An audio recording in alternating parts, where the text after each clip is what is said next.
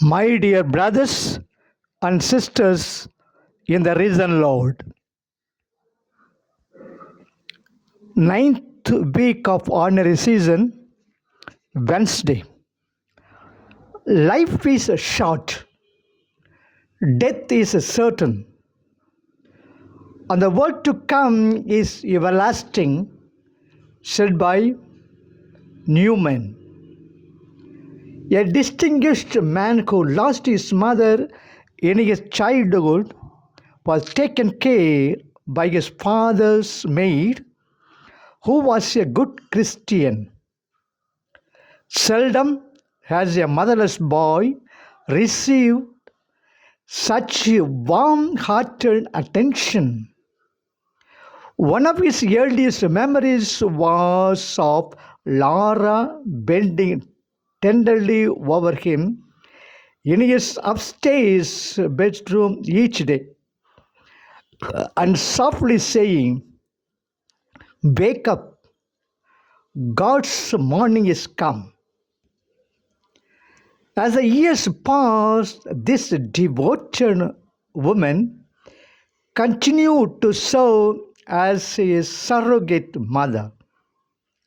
The young man went away to college, but when he would come home on holidays and in the summer, she would still climb the stairs and call him in the same loving way. One day, after he had become a successful statesman, the sad message came: "Laura is dead. Can you attend her funeral?" As he stood by her grave in the cemetery, he turned to his friends and said, "If I die before Jesus comes, I want to be buried here beside Laura. I like to think that on Resurrection Day, she will speak to me again and say, 'Wake up, my boy, God's morning is come.'" In today's Gospel, Jesus gave a fitting answer to the Sadducees regarding their disbelief in life after death. Kindly note.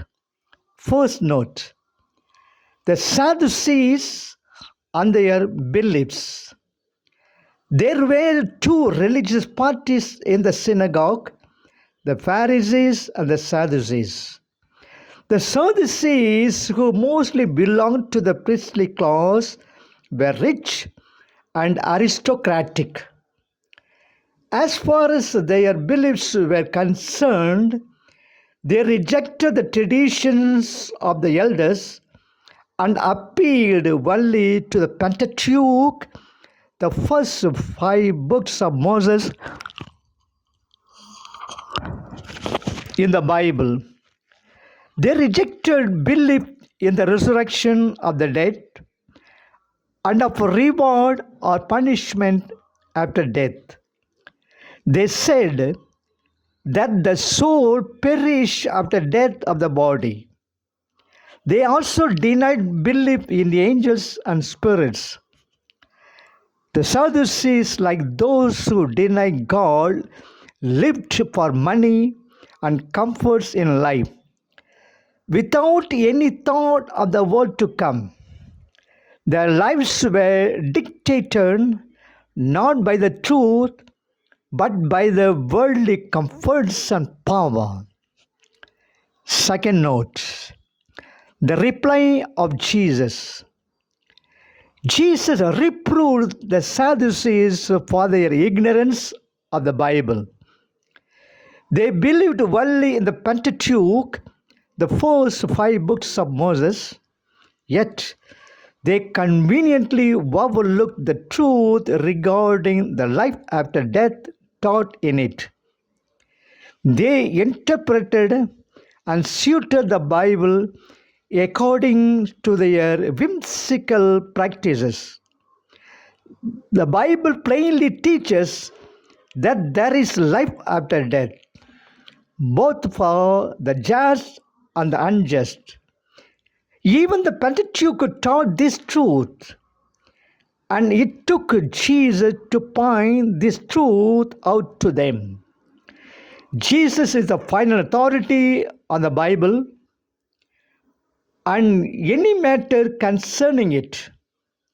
He is our best and the most authoritative teacher. Jesus concluded to the Sadducees that there is life after death from their own scripture, the Pentateuch. God said to Moses, I am the God of Abraham, the God of Isaac, the God of Jacob. Exodus chapter 3, verse 6. God appeared to Moses and spoke the above words long after Abraham, Isaac, and Jacob were dead and buried. God said to Moses, not that he was, but he is the God of Abraham, Isaac, and Jacob.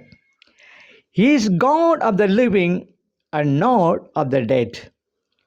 Those three great patriarchs are still living in God's presence. If those three patriarchs are still alive, then there is life after death and the soul is immortal. In the life after death, Jesus explained that people were neither married nor will they be given in marriage. They shall live like the angels in heaven. Man was created a little less than the angels, Psalm 8, verse 5. And now on this earth, we need to do the will of God as the angels are doing His will in heaven.